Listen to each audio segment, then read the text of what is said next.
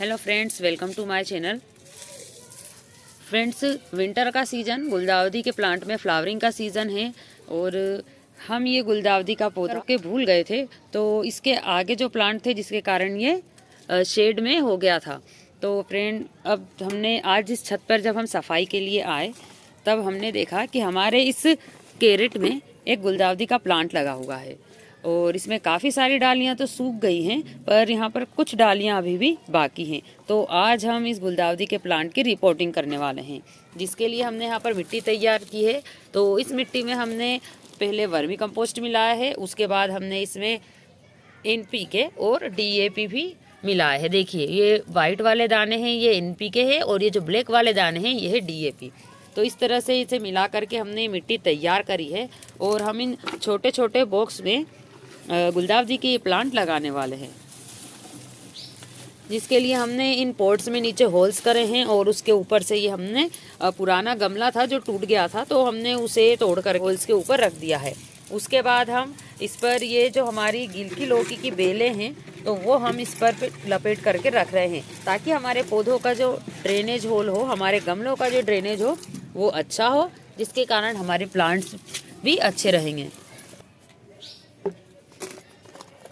मिट्टी में फ्रेंड्स ये सभी हमने जो भी न्यूट्रिएंट्स मिक्स कर दिए हैं, उसके बाद हम इस पॉट में मिट्टी को डाल रहे हैं ना।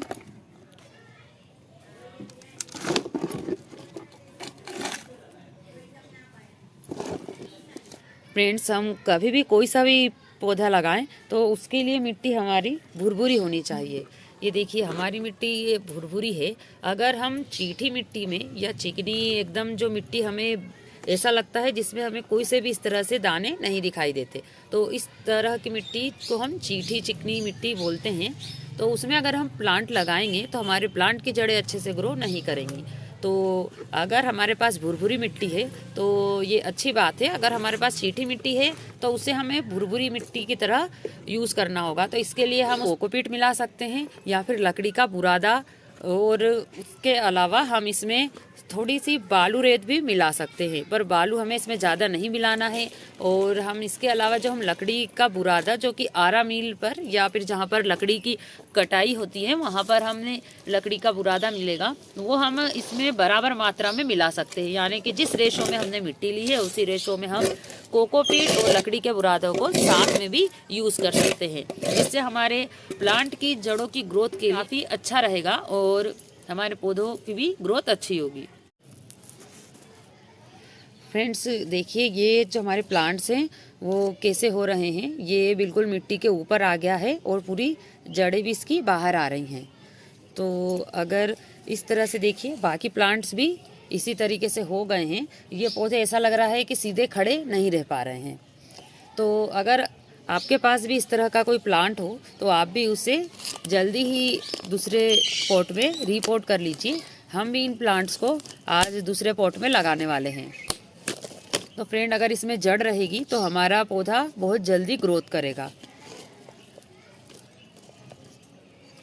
इसके अलावा हम इसे कटिंग से भी लगा सकते हैं, पर अगर हमारे पौधा अगर जड़ के साथ है तो उसमें ग्रोथ बहुत जल्दी होती है।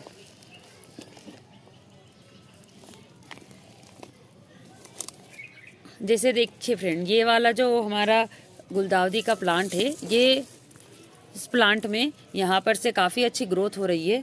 तो अगर हम इसे यहाँ से काट भी देंगे, देखिए यहाँ पर से अगर इसे हम काट भी देंगे तब भी इसमें काफ़ी अच्छी ग्रोथ होगी, क्योंकि इसमें देखिए कई जगह से हमारा पौधा में नई ग्रोथ स्टार्ट हो गई है। और साथ ही हम इसमें कलम भी लगा सकते हैं। और ये देखिए, ये इसकी रूट्स भी हैं। तो इस तरीके से हम इसमें एक पौधा तो हम जो इसमें जड़ वाला रहेगा उसकी तो ग्रोथ होगी, और साथ ही हम इसमें जो कलम भी लगाएंगे तो कलम से भी हम नए पौधे हमारे तैयार हो जाएंगे।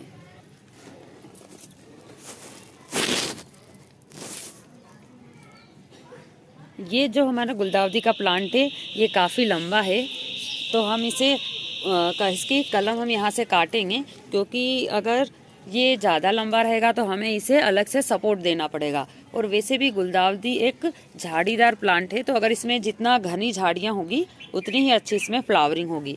तो जैसे हम यहाँ से इस प्लांट को कट करेंगे तो देखिए आप यहाँ से काफ़ी सारी जगह से इनकी नई ब्रांचेस आ रही हैं। तो उसमें फ्लावरिंग स्टार्ट हो जाएगी और साथ ही हमारे पास कलम से और भी नए प्लांट तैयार हो जाएंगे। तो इस तरीके से हमने इस पॉट में से सारे ही गुलदाउदी के प्लांट्स निकाल लिए हैं और उन्हें अलग अलग पॉट्स में लगा दिए हैं। तो इस तरह से हमारे पास काफ़ी सारे गुलदाउदी के नए प्लांट्स तैयार हो गए हैं। फ्रेंड, हम इसे रख कर के भूल गए थे, फिर आज हम जब छत पे सफाई कर रहे थे तब हमने देखा कि हमारे पास गुलदाउदी के कुछ प्लांट हैं। तो शेडी एरिया यानी कि ज़्यादा छाँव में रहने के कारण ये इतने लंबे हो गए हैं, वरना गुलदाउदी के प्लांट काफ़ी मीडियम हाइट की झाड़ियाँ होती हैं। तो इस तरह से हमने इसे पोट में लगा दिया है। अब हम इसमें पानी दे देंगे और कुछ दिन हम इन्हें शेडी एरिया में रखेंगे, उसके बाद हम इन्हें धूप में रख देंगे। अब हमारा ये पौधा लग के रेडी है फ्रेंड। तो अगर आपको ये वीडियो अच्छा लगे तो इसे लाइक कीजिए, शेयर कीजिए और मेरे चैनल को सब्सक्राइब कीजिए।